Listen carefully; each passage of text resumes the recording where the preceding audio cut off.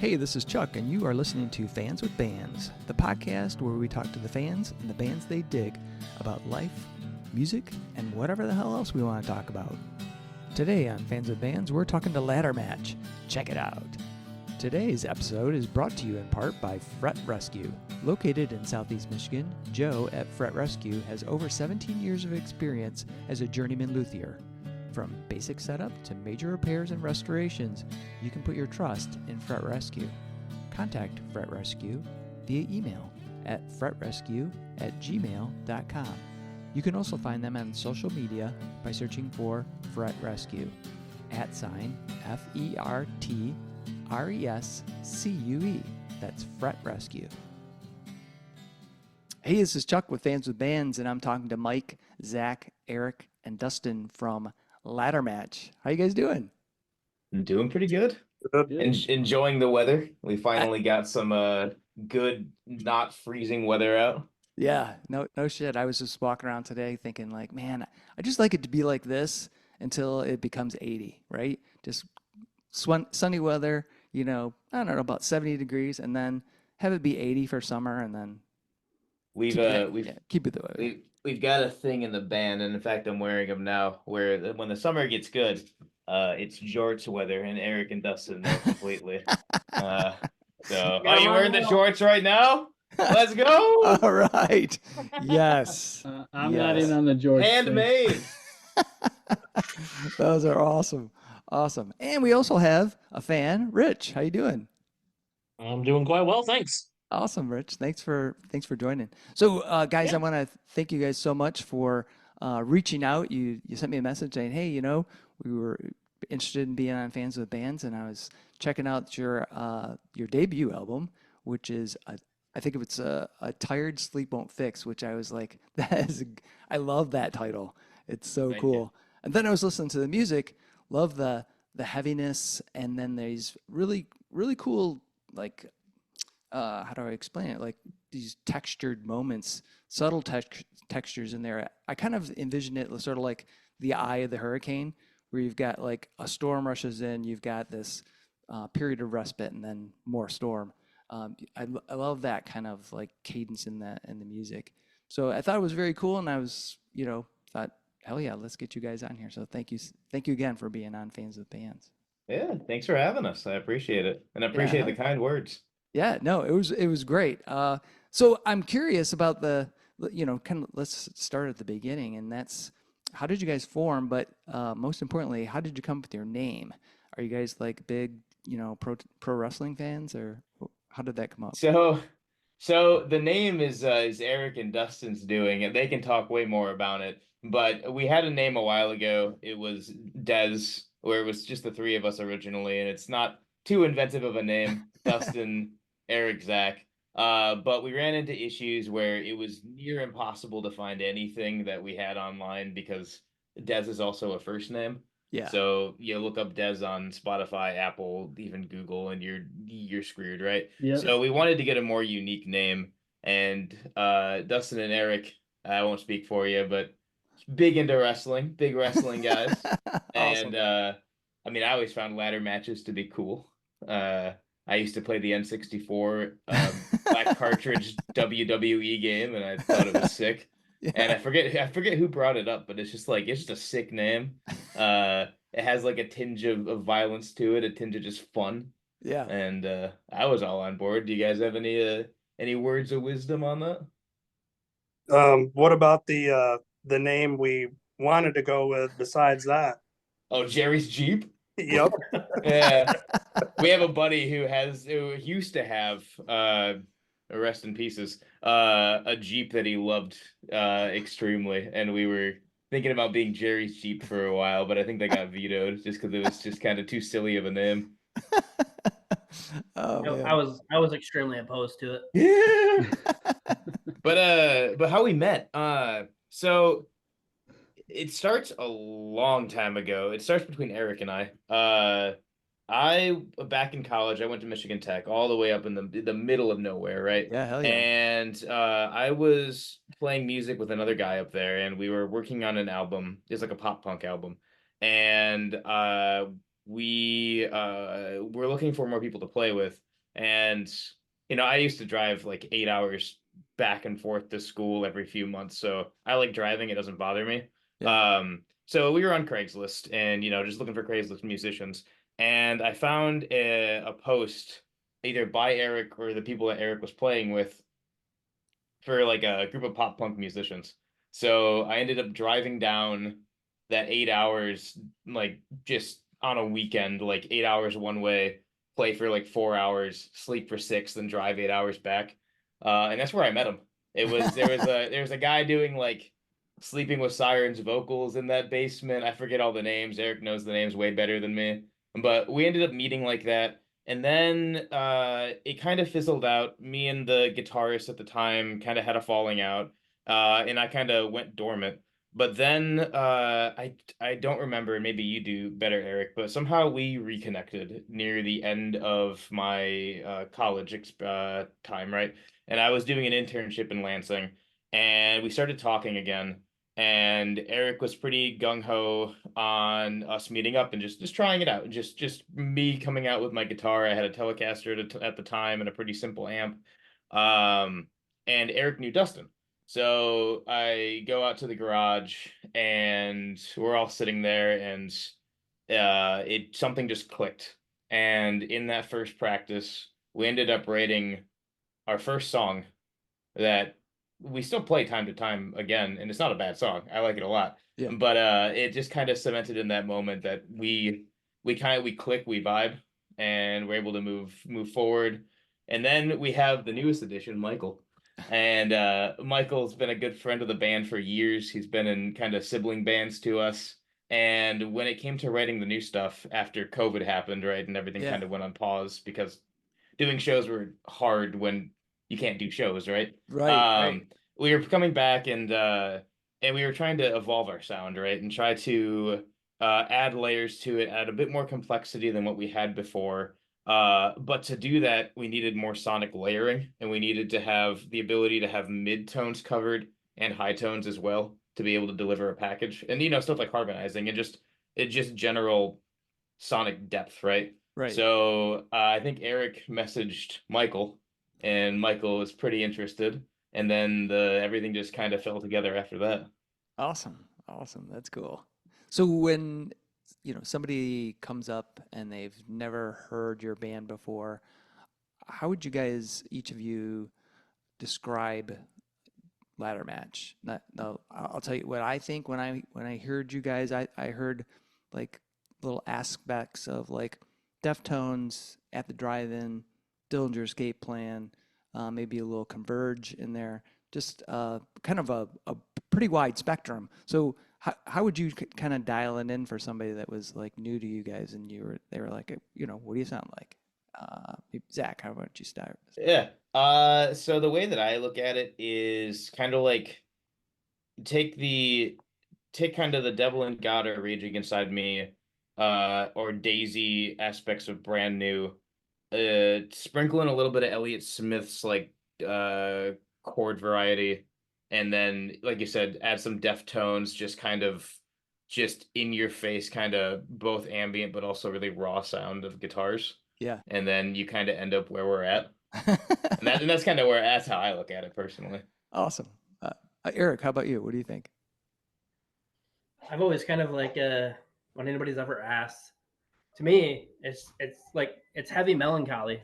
'Cause you have That's a good word. you, I like that. you have those angry parts, but like also very atmospheric and sad Yeah. Yeah. at the same time. I mean, I've I've struggled for a while now to find anybody that sounds like this, Yeah. but it's more and less just piecing together particular bands that have inspired us to make the sound that we came up with. Cool. Dustin, how about you? Anything else to add? I mean, I kind of agree, with what Erik said, the heavy melancholy. I mean, because if you listen, the lyrics, they can be sad. It's very depressing, but at the same time, just the riffs, the way that Zack writes, are very angry. And I think how that, you've mentioned that, you've heard different influences in our music compared to these different bands. I think that can come from just the different styles of music that each one of us in the band listen to, you know, in our own free time alone, how we try to maybe incorporate that in Yeah. within reason for, you know, because we still want to have what we're doing, you know, but it's, you know, my thought on it. Yeah. Yeah. Myke, how about you? I usually just say the same kind of stuff they all just said. It's not any different. Yeah, I get it. Rich, you know, as a person that enjoys what these guys are doing, what do you Mhm. think? What does it sound like to you?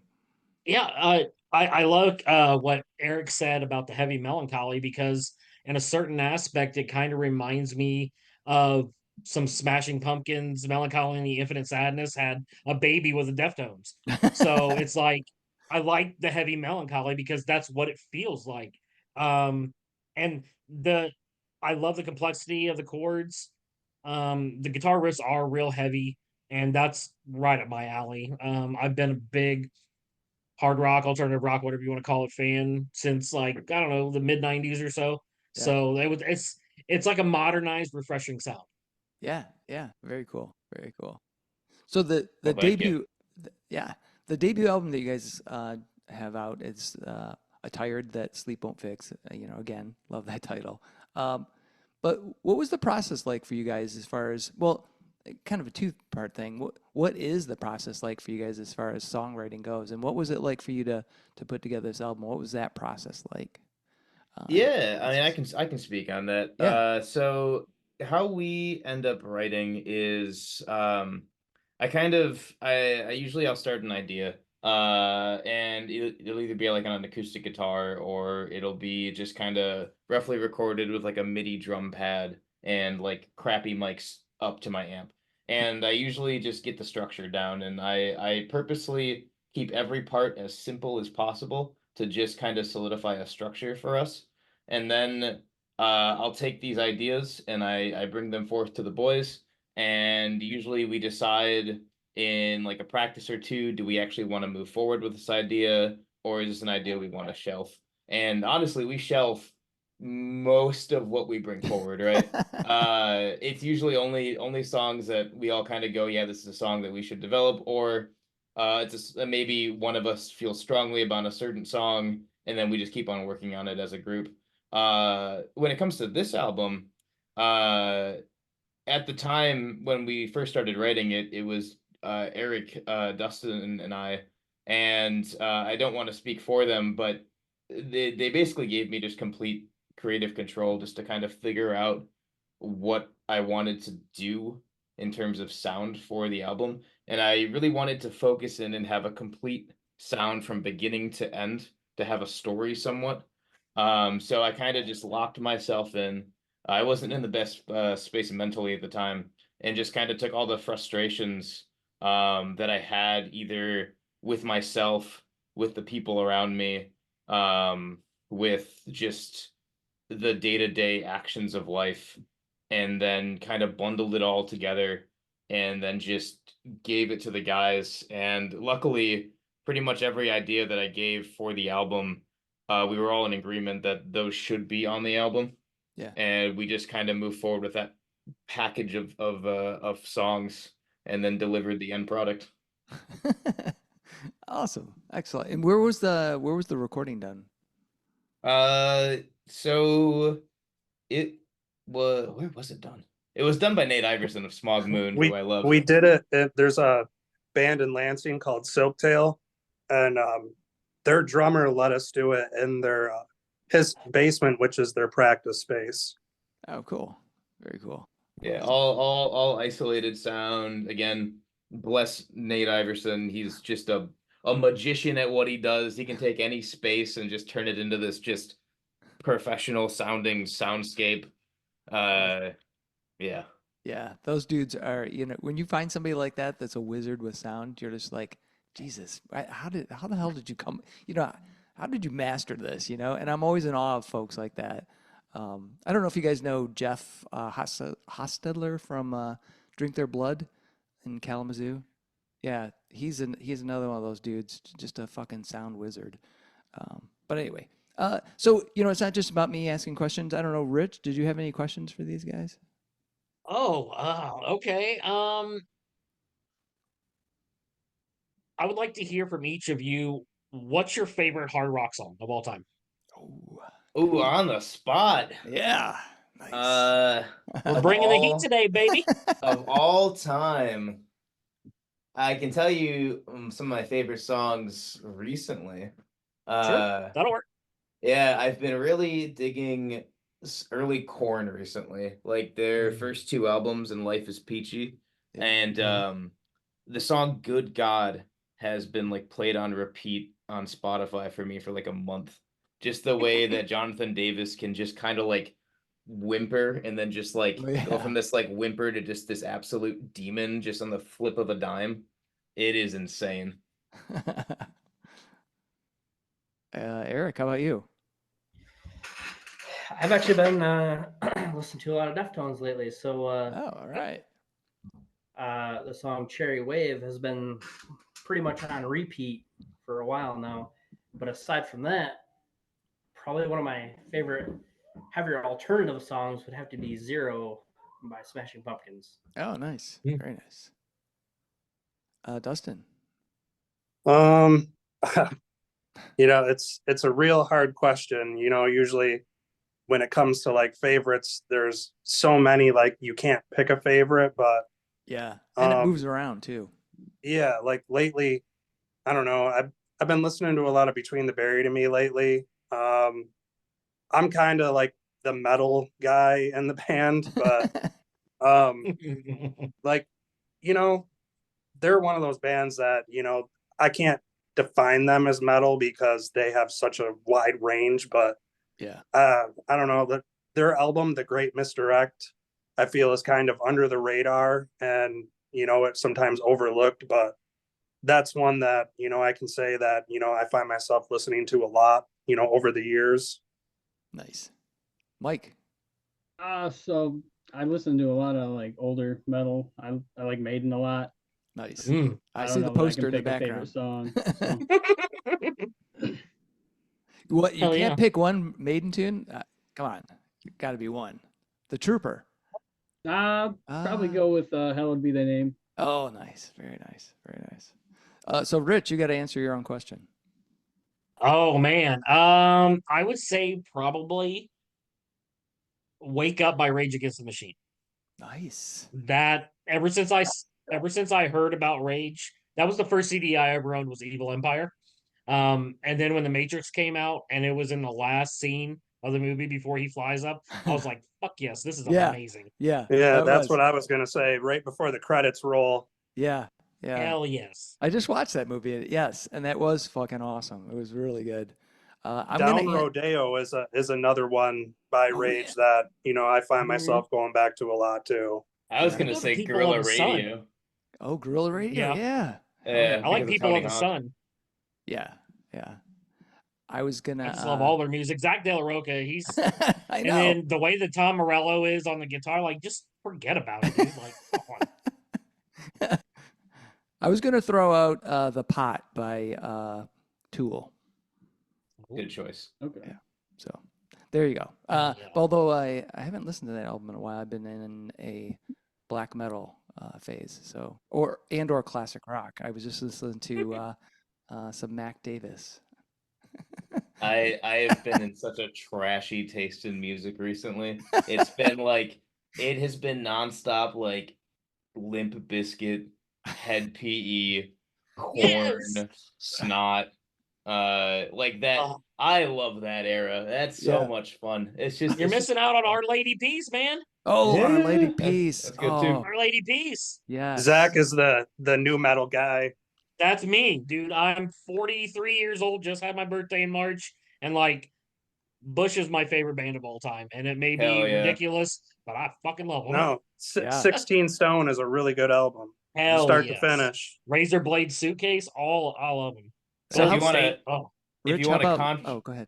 I was gonna say if you want a controversial band that the band likes in this band, you just got to bring up Creed.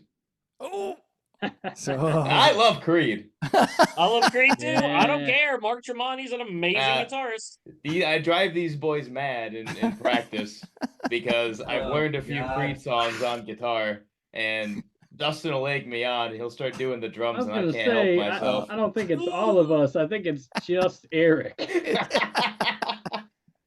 Oh man. So Oh, Oh. dude, Oh, we what if lost it's a him. banger? I don't care what anyone we says. lost him for a minute. He Uh, was so stunned by He the rage Creed quit. statement. He rage quit. Oh man. So I wanted to ask you guys about a particular tune on the album, and that was "The Fool's Waltz." Oh, that's my favorite.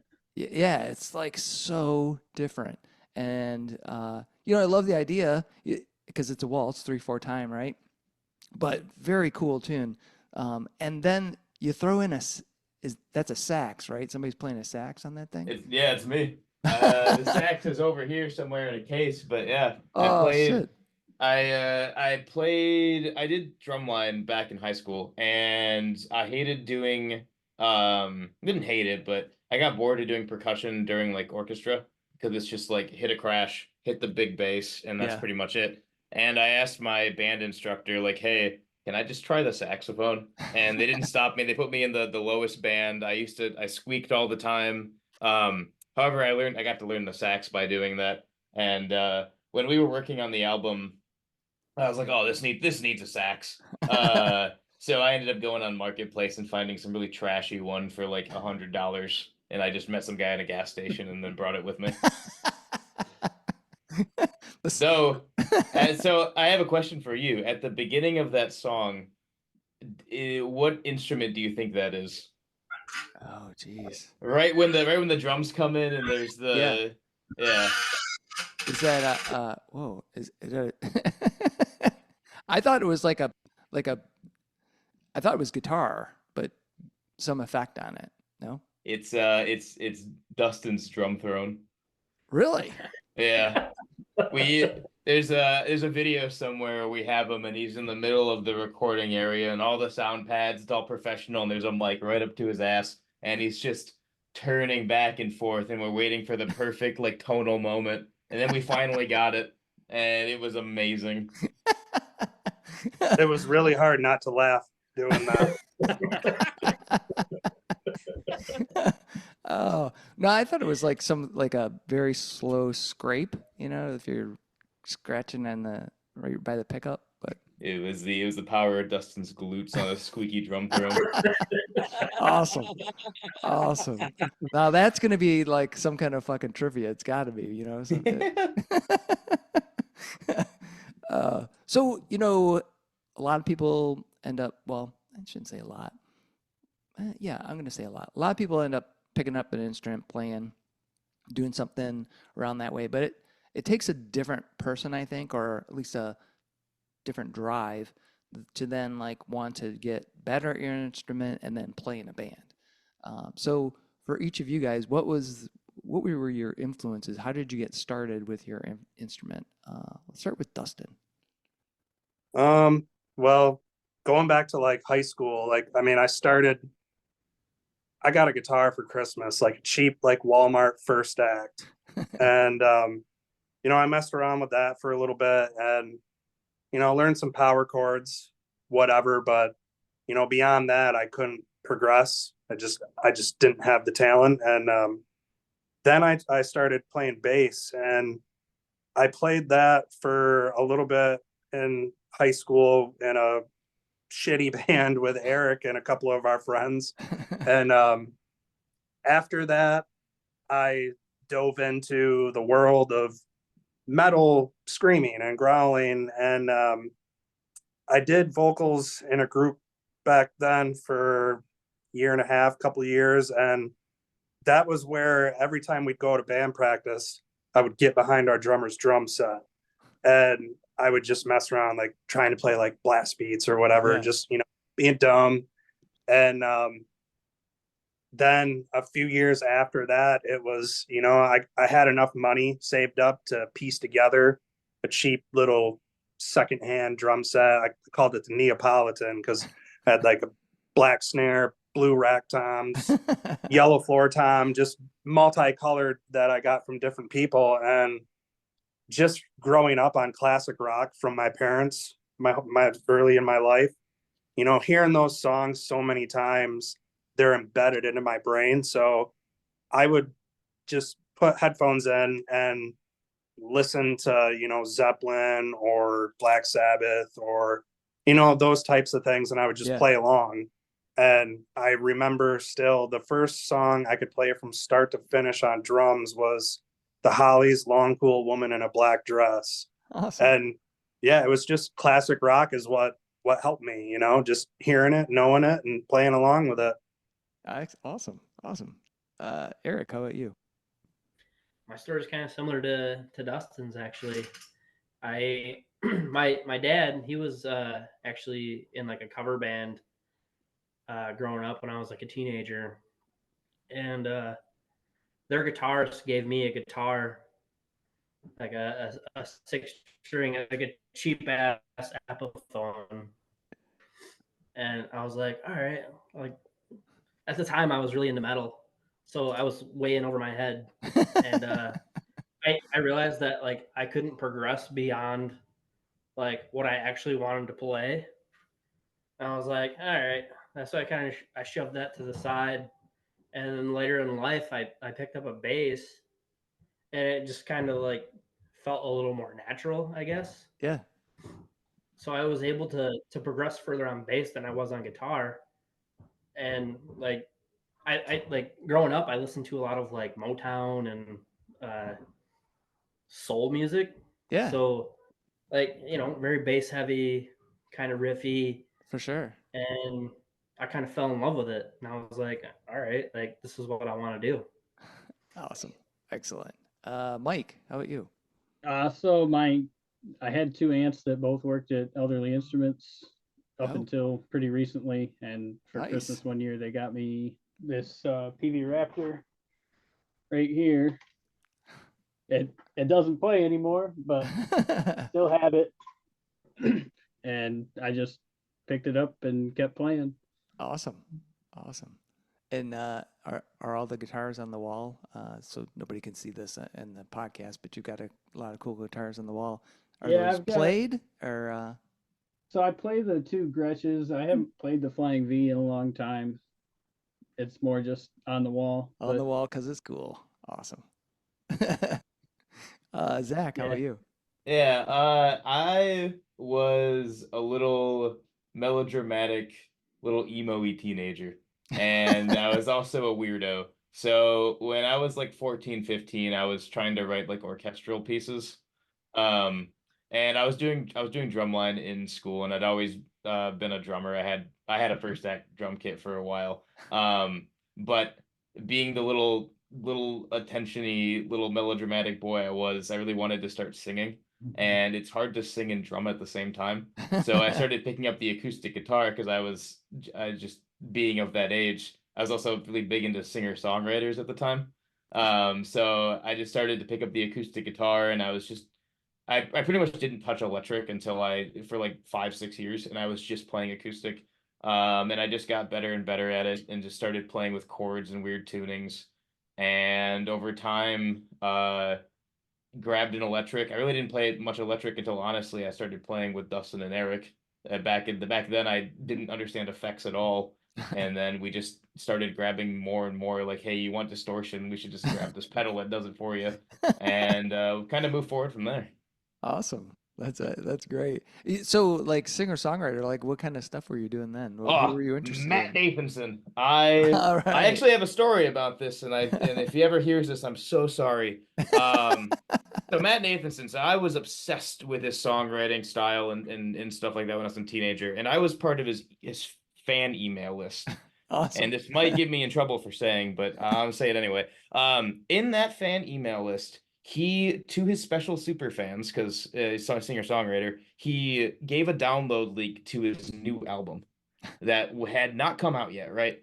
And me being a teenager, I was like, dude, this is amazing. I want to show people this. So then like a week or two before the album came out, and this is like a professional album that has like Barbara Streisand or something like that on it, like act like big, right? I uploaded it all to YouTube.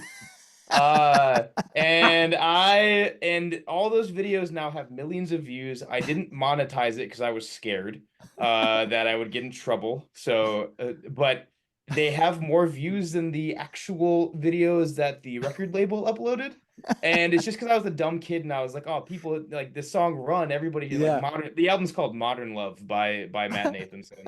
And if you look up that video, you'll find my old cringy teenage name that I had, and you'll find all these videos. And I think in the description, I was like, I do not own this. Please don't sue me. Yeah. So whoopsie. I'm sorry, Matt Nathanson, if you ever somehow stumble onto this recording. Yeah, you were like a big inspiration to me, and I was just a dumb kid. That's awesome. I think you need to monetize those, Zach. Yeah, hell yeah. Yeah. I Retroactively. think I'm gonna send these to them. So that's actually a good segue because I was going to ask, like, and this may or may not be the answer that you want to give, Zach, but for each of you, what was your like? And I know again, it's like the Rich's question about like favorite song, but what was the most influential album you think in terms of the music you're making today? Oh, that's actually kind of easy for me. Well, I say it's easy, but then I'm trying to remember the name of the album. It's Elliott Smith in general is the person I draw the most from in just terms of how to convey a story and how to convey just the complex kind of chords and soundscape to convey the sort of emotion you want to go for. And specifically it's Either Or. And that album influenced me then, it's influenced me now. That's probably like my top album of all time. Excellent. Myke, how about you? I'm pretty new to contributing to songwriting in the band, so I don't really have much influence yet, but I like to bring guitar harmonies. That's my main thing that I like to play. So Yeah. Is there an album that you think kind of reflects that desire? I pick a Maiden album. Excellent. So do you have a favorite Maiden? Do you have a favorite Maiden album? Live After Death. Just oh yeah, because it's got some of everything. Nice. Now, are you a more Dickinson fan or a Diano fan? Dickinson. All right. Good. That's good. Dustin, how about you? I don't know, as far as like drum influences for our songs, like that's hard because it's basically, Zach playing whatever he comes up with, and then I want to, put my drumming to that, Yeah. But like it can vary on what I'm listening to at the time, like what I hear, and then it's, I might try to mimic something from that drummer or that style of music, throwing something like that in there. Yeah. Do you have a particular album that you can think of that is like a favorite drummer? I like Tim Alexander from Primus a lot, so like Pork Soda and Tales from the Punch Bowl, I think are both incredible what he did on those. Yeah. Erik, how about you? I think like some of the things that influenced me on this was like, for one, like we get the Deftones things, like the Deftone comparison quite a bit. Mm-hmm. So like when I listen, I hear a lot of like Saturday Night Wrist, kind of with the soundscapes. Yeah. But like bass wise, like growing up, I was always a fan of the bassist from Descendants, which I can never incorporate into this, but he's always been my influence. Carl Alvarez is his name, but like Daisy, the album Daisy by Brand New, like is another probably huge inspiration. But like outside of that, like everything that I listen to outside of the band, inspiration wise, could Yeah. never be incorporated into this band. But you know, Yeah. it's But whatever. I think some of that does though leak into your, you know, because you've all kind of mentioned a little bit that some of the things that you that influence you or that you like the way they sound, you're not necessarily trying to exactly copy the, you know, particular riff or somebody's playing style, but it does kind of leak in. And then there's just the, you know, I mean, it sounds dorky, but there's that specialness. Each of us has our own kind of voice, you know. I pick up a guitar, it's going to sound completely different than any of you guys playing guitar, right? Because I've got my own kind of, it's me, right? But if I want to play some Maiden, you know, I'm not going to sound like Dave Murray, no matter how hard I try. But, you know, I still may love, you know, some of those galloping riffs and those triplets and shit. So, yeah, I think it all kind of bleeds through. Rich, you got any questions for these guys? When are you coming to Central Illinois?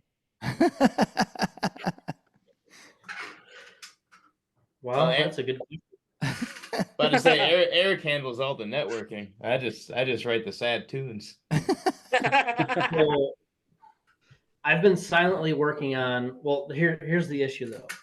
Right now, we're kind of on this awkward break after just releasing an album because we're already trying to make another album.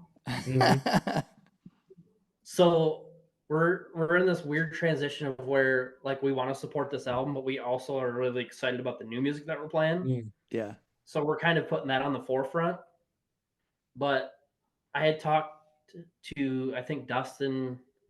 I don't know if I mentioned this to everybody. And I was like, why not try to maybe eventually do like a fall tour, like just of like the tri-state areas around Michigan, and it's something that we're working on.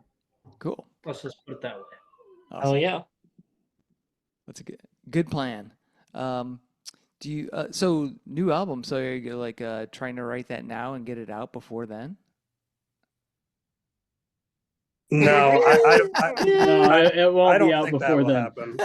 Yeah, it's still most of the album's tracks are rough, as in like the structure is there, Yeah. but we've still got a lot of ironing out to do for like who wants to do what, and do we want to change things? Because like I said, the way that I give the songs to the band is like I don't want to be autocratic about it. I don't want to be like you're playing this part because it's a communal thing, right? Yeah. And it's just like here are the most basic parts that fill the vibe of what I was feeling. This should be built around, and then we just jam them out for hours and hours and hours, and over time, Erik will make a whole new brand new bass part. Dustin revamps the drums, and like Michael's been adding parts as well. On top of what I had for just the guitars, and it just forms this like just brand new baby. Yeah. So it's still kind of in the super rough stage, but right. So I'm hoping for next year. Nice. So it's basically in the oven, getting, you know, it's doing its thing. It'll be out next year. Cool. Yeah. So speaking of like the you know, doing like a tour and that kind of stuff, if you guys could play anywhere in the world, where would you want to play, and who would you want to have on the bill with you? Let's start with Erik. Oof, that's a toughie. Okay, this like none of this is correlated in any way, but one, I've always wanted to visit Japan. Oh, cool. Yeah. Two, love the band Thursday right now, like completely obsessed with them. Like it would be a dream to open for them. Nice. Beyond them, I have no idea. Like we're having such a hard time finding bands that we mesh well with live. Yeah. So it's just like, but Thursday, I feel like we would fit in with them with their big atmospheric sound. Right. Right. Yeah, that would be cool. And Japan, why, you know, what the hell? Dustin, how about you? I don't know. I've always wanted to go over to Europe, like the Denmark area. It's where my great grandma came from. Um, other than that, you know, if CBGB's was still around, that's someplace I would want to go. Right. As far as, you know, opening for, I don't know, you know, like I mentioned before, Primus, even though, you know, completely different sound, but I am all for different sounding bands playing with each other. I think those shows are fun. Me too. The Dillinger Escape Plan is another one, you know, I would, Yeah. you know, it's, yeah. Yeah. You guys ever, I mean, they're not quite the same as you guys, but actually they're quite different, but it might be a cool show. You ever heard of Child Bite or Shock Narcotic? They're both Detroit bands. Ah. Yeah, you should check them out. More noise than you guys are, so a little bit more dissonance, but yeah, um, those guys are pretty cool. Also, I mean, Drink Their Blood. That would be a good combo as far as you guys. I'm actually I, pretty good friends with Benji. All right, yeah, yeah. See, there you go. I think that will probably happen in the future. Yeah, yeah. That would be a good show. That would be awesome. Zach, how about you? My answer's super similar to Eric's, and I didn't mean to do it on purpose, but I'd love to play in Sapporo, Japan. I visited there like 4 years ago, and I fell in love with it.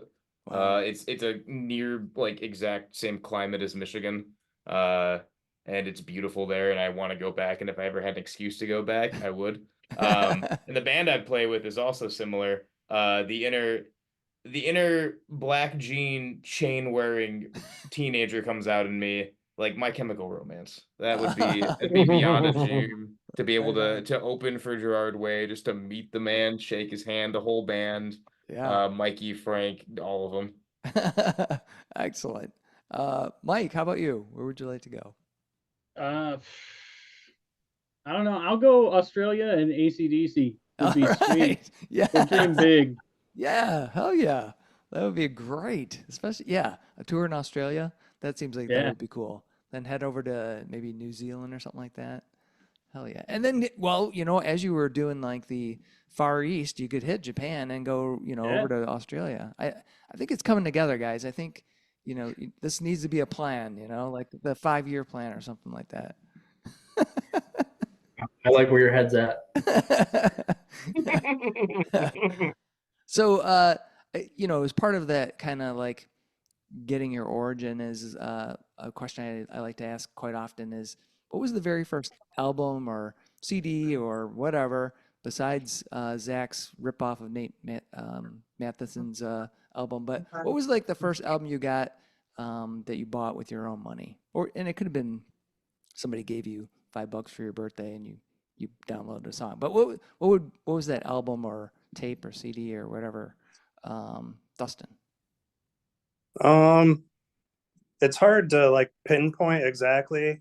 Um, when I was in 6th grade, I had a paper route with my dad on Sundays, and he would drive. I would, you know, put them in the mailboxes. It was out on like dirt roads around where we lived. And every week I would get 20 to $25 for that. And Nice. I would always buy at least 1 or 2 CDs, depending on how much they were. And back then, you know, System of a Down's self-titled was one that I remember buying with my own money. Slipknot's self-titled, Deftones, Around the Fur, White Pony, just a lot of the new metal that Yeah. was in at the time in the late 90s back then. Cool. Erik, how about you? I actually, I remember getting allowance when I was a kid, and I was probably between 7 and 10, and I bought 2 albums. And my brother was kind of the influence on this because he listened to a lot of like 90s alternative. And Rich, you're gonna love this. So the first 2 albums I ever bought with my own money was Smashing Pumpkins, Melancholy and the Infinite Sadness, Nice. which is like Yeah. probably my favorite album of all time. Awesome. And then Bush's 16 Stone. Oh, nice. Excellent. Excellent. Mike, how about you?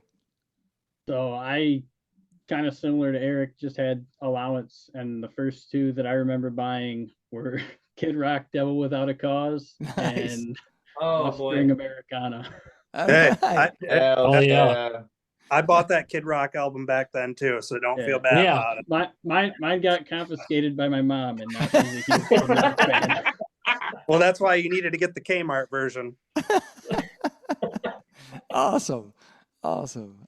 Zach, how about you? Yeah, I remember it pretty clearly. I'm aging myself when I say this. I was a little kid. I got some birthday money, and Linkin Park's Meteora had just come out. Good My album. dad had Hybrid Theory on CD, and I loved Chester Bennington's voice. I loved the raps, and I bought that CD with money at Target, and then I would play with Bionicles while I listened to that CD in a little plastic jukebox all the time, and that CD is very special to me. I still have it somewhere. Awesome. Awesome. That's great. And Rich, how about you?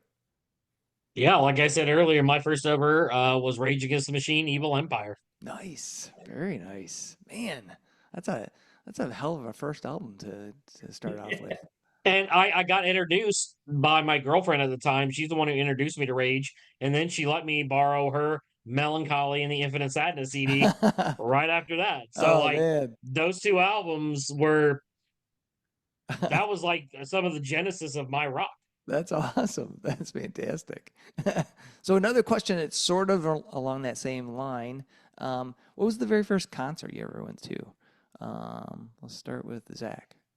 I was very little, and it's another band that I love. It's a whiplash compared to everybody else's musical taste. But my parents love the band Train, and this is like Oh way yeah. before Hey Soul Sister. This is like back when they were kind of more like soulful and like kind of this like American South sort of sound. Yeah. And I remember going to that when I was just like wee little, like 4, 5, 6. And it was at Pine Knob, and I fell in love with just how much was going on. Yeah. Yeah. Hell yeah. That's awesome. Myke. Aerosmith and Cheap Trick at Pine Knob with Oh, my parents. nice. We went. Nice. I was in like third grade. So. Excellent. That would be a good show. Dustin. Ozzy Osbourne with Rob Zombie and Mudvayne at Whoa. Van Andel Arena. My mom took me to it, and she made me go to school the next day, and I begged not to. Awesome. Now, were you going to see Ozzy, or was it the whole package? She was going to see Ozzy. I mean, I wanted to see him too, Yeah. but I at the time being young and preteen, I was excited about seeing Mudvayne. Mudvayne. Yeah. Yeah. Was that when that video was out where that super trippy one where It was when the LD50 album yeah. came out. Yeah, yeah, yeah. I just remember that one video being played over and over, with the bass player's got he's doing the slap in and fucking, I don't know. Dig. Yeah, it was With just the like, stuff on his head. yeah, Yep. fuck. Those were painted Fritos. Oh, Or not Fritos, Bugles, I mean. Bugles. Ah. That's awesome. Erik, how about you? I hate to even admit this, but I've been thinking in my mind for like the last 2 minutes. How do I lie about this? So my brother bought me a ticket to go see Kid Rock. Hell yeah. Yes. Yes. That was at the Van Andel Arena in Grand Rapids, and yeah, at the time I was like, hell yeah. Yeah. Now I'm like, Hell yeah, brother. We all have one of those concerts in there, or one of those albums where we're like, Jesus Christ, how the hell did I get into that? But it's okay, Erik. We won't hold it against you. Rich, how about you? What was your first concert? Bush? My first concert, no, I've actually never seen Bush live. Is the Oh funny shit, thing. dude. My first concert was X Fest in Indianapolis at Ruoff Music Center, and on the second stage they had Saliva, Linkin Park, Mudvayne. On the main stage, I saw Violent Femmes, Breaking Benjamin, live, and the headliner was Rammstein. Wow. What Awesome. That was my first lineup. concert. Wow. What a lineup. Holy Wow. moly. It was fucking wild. That would be Jesus. How old were you? 19, 20. Nice. Yeah, that's a good way to get into the, especially festivals. I mean, Jesus Christ. I was as far away from my wall in the mosh pit to Chester Bennington as he was singing One Step Closer. And mind you, that song had only been out like 3 weeks when I went. That's so awesome. It was just, they were just going like this. And some girl got knocked out in the mosh pit and Chester stopped the concert. My God. He goes, if I see one more motherfucking girl taken out of here, I'll come out there and whip all your asses myself. No. And everyone went, wow. Was that, and then we started partying again. I don't know if at that period in time, like the 90s, I don't know if any of you are mosh pit aficionados, but I've got a story about that. Do you remember, like, it seemed like there was like circle pits and everything, and then there became whatever I call it, like I call it this like crazy kung fu. Yes, like it's the windmills. Yeah, what the fuck? I got my nose broken at a show from some fuck doing that. I'm like, God damn it. When I was a teenager, I tore my MCL in a pit. It was As I Lay Dying, and it was like the first song. And I got knocked down, got back up, got knocked down, got back up again. When I was like being knocked down the third time, a guy came in right against my knee on the right side, and my leg just went whoop, and just flew upwards. But yeah, no, even like when I was a teenager, it was Mayhem Fest, and everybody was kung fu fighting in the pits, and like, and I mostly just kept away from that. I kind of have the old school moshing mentality of you're not there to knock someone out, you're there to just kind of release the energy and just just shove them. Yeah. So Rich, was it the kung fu fighting that got that girl or was she just No. Back then, it wasn't so much the kung fu fighting; it was more the bushwhackers, is what I would say. I mean, you did have some of the kickouts and stuff like that, but I think what got the girl was a stray elbow.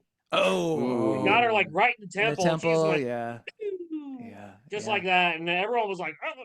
And then we also they did some crowd surfing with a guy in a wheelchair. That was pretty awesome. Oh, nice, very nice, fun. Crowd surfing was very fun. So has everybody been in the pit before? Like everybody's had experience. Do you have a favorite experience from? I mean, has obviously gotten devastated, but Dustin?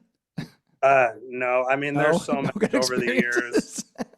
Back when I was, 18, 19, 20, I went to a lot of like hardcore shows. Oh, yeah. So, there was a lot of, windmilling, two-stepping. Oh yeah. Yep. Yeah, the craziness. Yeah. Erik, how about you? Have been? I have a great story. Yeah. Something that like I'll always tell the story. So I went and watched the band Kill Whitney Dead at Skeletones before it closed. Yeah. And it was down in the basement. And I remember this guy who had a broken leg, was in a cast, and was on crutches, and he was trying to dance in the pit. Oh, fuck. And then there was this little tiny girl, super, super tiny girl, and she got hit by him. And I remember she just went over on his broken leg, kicked it, and I watched the dude's leg just go like this. Oh, my God. Oh, brutal. God. Like, that's like honestly the thing that like I've been in a lot of pits. Yeah. Well, Erik, what about we got to talk about Dan for a minute. There's a lot of memories with those pits back in the day. Oh my God. So in our younger years, we used to hang out in this trailer out in the middle of nowhere. We'd always have live music. We've played in this trailer out in the middle of nowhere. And we had this guy. Well, he's the guy who actually owned the trailer. And he was kind of into like the kung fu dancing, if you will. Yeah. And he'd always strip down to nothing but underwear. Well, he did it. He did it naked a few times too. Oh my God. Ay. I don't think I could have handled that. Jesus. Yeah, where do you put your hands? Right. Myke, how about you? Any great pit experiences for you? Every time that I've been to the Gathering of the Juggalos, just getting soaked in Soaked? Fago, and it's the biggest pit that I've been in. Yeah, and the floor gets super slippery. You know, it's Well, first like when it first happens, and then it's super tacky. yeah. Well, that's always outdoor, so it's just a big mud pit by the end of it. But Oh yeah. Well, I've never seen the Juggalos, but I've seen Guar, and you know, they spray all I kinds of saw shit out Guar at the there. Gathering. Yeah, and it's just like, and it was inside, and it was like, Jesus Christ, people would just fall on their ass just because, you know, because the floor is wet as fuck. But anyway, Zach, any Yeah. you had the So I brutal had experience? I had the brutal experience, but I went to Mayhem Fest every single year when I was a teenager, and there was one time I went. Don't know what band was playing, but I'm not a small guy. I'm 6 foot. I weigh about 200 pounds, and you wouldn't think of a guy like that to be crowd surfing because who's gonna carry you? But I was in the middle of the crowd, and behind me were these two like 8 foot tall just giants, right? And we were having a good time. I talked to them. I was just a dumb teen. And they look at me and go, "You want to crowd surf?" And they're like screaming. I'm like, I kind of went, "Sure." And because they were giants, they just picked me up and they forced everybody to crowd surf me. And I'm struggling to the front because I'm hard to lift. And then I get back to them. They look at me and go, "Let's do that again." And without asking me, they just pick me up again and they just send me towards the front. And there's a YouTube video that you can like just see me, and I'm just like, oh. It was one of my favorite memories because I would have never guessed in my life I'd be able to crowd surf. That's awesome. Awesome. Rich, how about you? What was any great pit experiences? Yeah, that the one I was talking to you about. That was it? It was my first concert. It was my first mosh pit, Yeah. and on the opposite side of Zach, I'm like 5'6" on a good day. So like I'm in there with, like, I remember this one guy. He was a white dude, probably 6'3", and he just looked at me, and I looked at him, and I just gave it everything I had, and I went right up against him. I bounced off of him. He looked at me, he goes, "Let's fucking go!" And I said, "Let's fucking go!" That was awesome. I was hooked from there. That's awesome. Oh, fantastic. Well, guys, I want to thank you so much for being on Fans with Bands. I've just got one last question for each of you, and that is pineapple or no pineapple on pizza? Let's go with Zach. No pineapple. It's too acidic. It takes away from the glory. That is the cheese. That is the meat. That is the olives. It's just it overwhelms the pizza. Now you're just eating pineapple and bread. That's a no for me, Chief. All right. Myke, how about you? I'm with Zach. No pineapple on my pizza. Dustin. I can do it. All Ham right. and pineapple. I can do it. Nasty. Eric. I am a big fan Oh, a of big the fan. classic Hawaiian pizza. Oh, nice. Nice. Rich, how about you? Hell yes. You get yourself a good pineapple and grilled chicken pizza? Oh. Get out of here. Awesome. Well, I'm going to side with Zach and Myke because fucking fruit needs to be by itself. That's Like a bite, and it's Tomato just, and fruit? it's just juice. And then you're like, oh boy, I'm drinking a juice on bread. Nasty. Oh, yeah. Well, guys, thanks again for being on Fans with Bands. I really appreciate it. Yeah, thanks for having us. Yeah. All right. Thank you so much for letting me tag along. Yeah, hell yeah.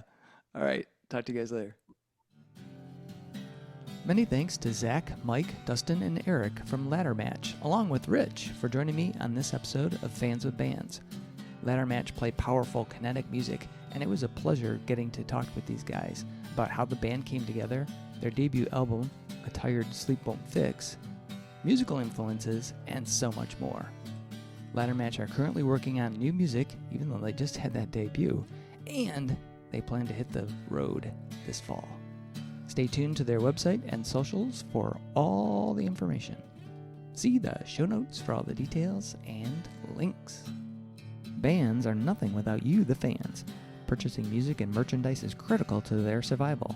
If you can help out your favorite bands, please do. If you're in Michigan, consider following the Playing in Detroit area tonight and SE for Southeast Michigan Music Facebook pages. They are fantastic places for fans and bands to support each other and share our combined love of music.